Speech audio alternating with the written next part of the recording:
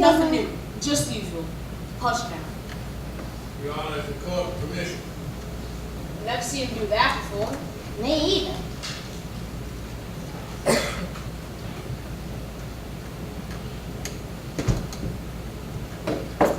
Gentlemen, this case is not a difficult one. It requires no minute sifting of complicated facts. This case is as simple as black and white.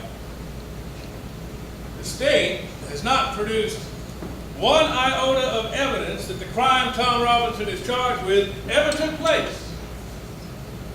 It has relied instead upon the testimony of two witnesses.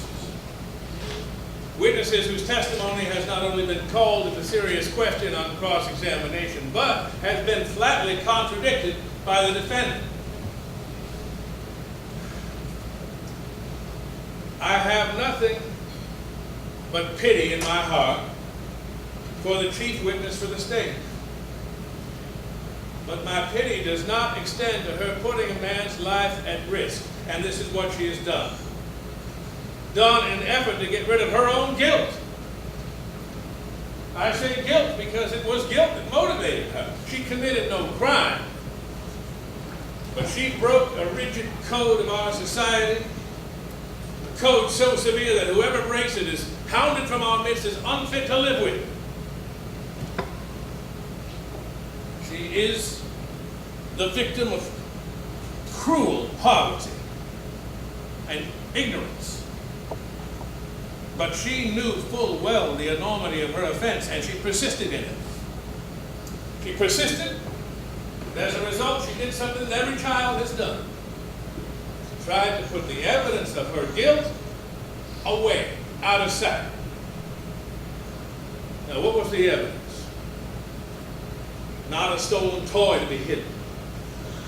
No, the evidence that must be destroyed is Tom Robinson, a human being. Tom Robinson, a daily reminder of what she did. What did she do?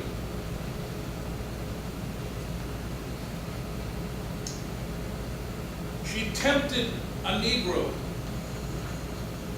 She did something which in our society is unspeakable. She's white, and she tempted a Negro. No code mattered to her before she broke it, but it came crashing down on her afterwards. Her father saw what she had done. And what did he do?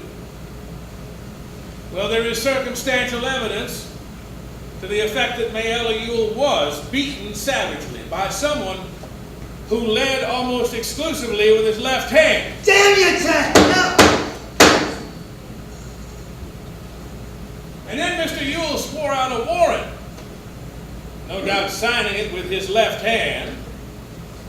And now Tom Robinson sits before you, having taken the oath with the only good hand he possesses, his right hand. You take it lying! Shut your mouth, sir, or you'll be fined for contempt. Contempt.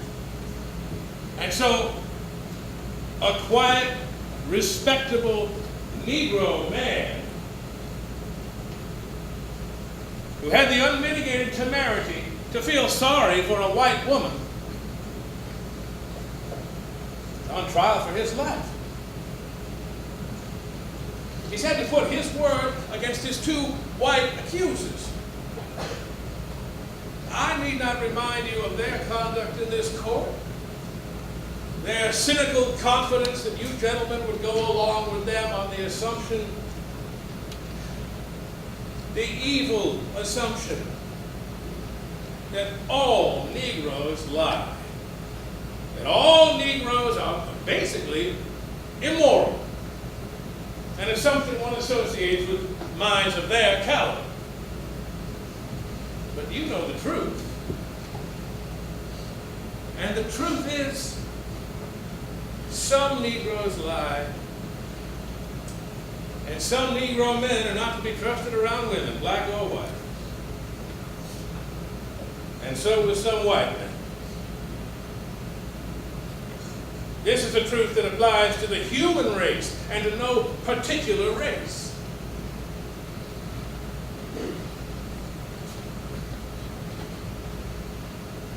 In this year of grace, 1935, we are beginning to hear more and more references to Thomas Jefferson's phrase about all men being created equal. We know all men are not created equal in the sense that some men are smarter than others. Some men make more money. Some men have more opportunity because they're born with it. Some ladies make better cakes. Some are gifted beyond the normal scope. But there is one way in which all men are created equal. There is one human institution which renders the poor man the equal of a Rockefeller and the stupid man the equal of an Einstein. And that institution, gentlemen, is a court of law. Our courts are the great levelers. And in our courts, all men are created equal. Now, I'm no idealist to believe so firmly in the integrity of our courts and our jury system. That's no ideal to me. That is a living, working reality. But a court is only as sound as its jury. And a jury is only as sound as the men who make it up. I'm confident that you gentlemen will review without passion the evidence that you have heard, come to a decision, and restore this man to his family. In the name of God, do your duty.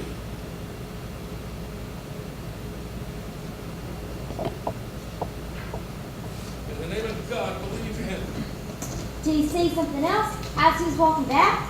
I think he said, in the name of God, believe him. Look at yonder.